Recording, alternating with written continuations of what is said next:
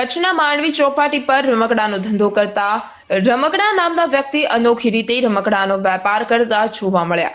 નાના બાળકો તેમના મનોરંજનથી ખુશ થઈ જાય છે।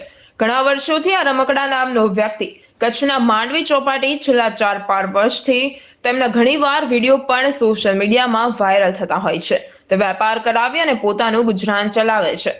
સાથે સાથે સમૃદ્ધ ઇલાકામાં મનોરંજન માટે શરીફભાઈ મલિક નામના વ્યક્તિ બાંસુરી વગાડી પોતાના સુરથી લોકોને મનમોહિત કરી રહ્યા છે। શું નામ છે તમારું? હાલો, મારું નામ છે દરિયાનો રમકડો। બ્રિજ ઉપર ગમે એને પૂછો, મારું નામ બતાવશે। કોઈ પણ ધંધાવાળાને પૂછો, મારું નામ દરિયાનો રમકડો।